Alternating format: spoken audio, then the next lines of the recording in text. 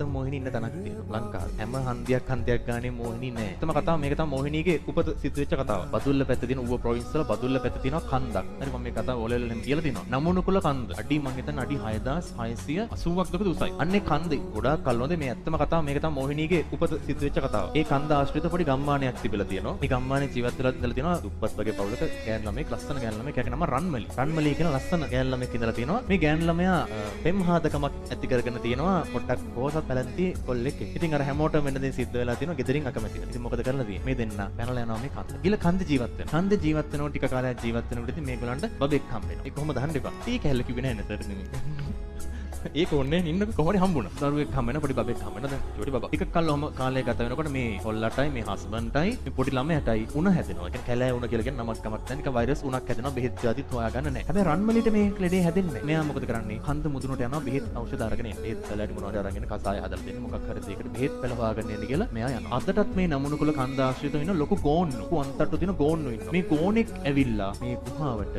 අර පොඩි ළමයාවයි අර කොල්ලවයි ඇනලා පාගලා මරලා දානවා. රන්මලි මේ මුකුත් දන්නේ නැහැ. එයා අර බෙහෙත් පැලෙම ඔක්කොම අරගෙන ආපහු ගුහාවට එනවා. එනකොට මෙයා දකින්නවා කොම අවුස්සලා දාලා ගිහින් බලනවා එයාගේ සාම්පුරුෂයා ළඟට ඇනලා මරලා. පොඩි ළමයා ගාවට ගිහින් බලනවා ඌවත් පාගලා මරලා. ඊට පස්සේ එයා ආපු දුකට මේ චූටි ළමයාවත් අතට අරගෙන මේ අඩි 6680ක් උඩ කන්ද මුදුනට ගිහිල්ලා ඉතින් පහළට පැනලා සීදී නසා. ඒ සීදී නසා ගන්න වෙලාවේ යාගේ හිතට ඇවිල්ලා තියෙන හැඟීමක්. අපිට මේ දේ සිද්ධ වුණේ අර ගමේ මිනිස්සු අපට විරුද්ධ වෙච්ච ඉඳ කියලා සියලුම මිනිස්සු ගැන වෛරයක් බැඳගෙන තමයි මෙතනින් පහළට පැනලා. අදට ඒ ආත්මය අර ළමයාවත් වඩාගෙන මේ කන්ද ආශ්‍රිතව සැරිසත්. ඒක ඇත්ත කතාවක්. මේ කන්ද යනවා ඒ කැම්පින් වලට මේ කන්දට යනවා නමුනුකුල කන්දට කැම්පින් කරන්න යනවා. ඒ කීප ගොඩාක් අය දැකලා තියෙනවා. සුදු පාට ඡායාවක් ළමෙක් වඩාගෙන ඈ ගහගෙන ඇවිදගෙන යනවා. අදටත් ඒක තියෙනවා. ඔන්න ඔක තමයි ඇත්තම කතාව.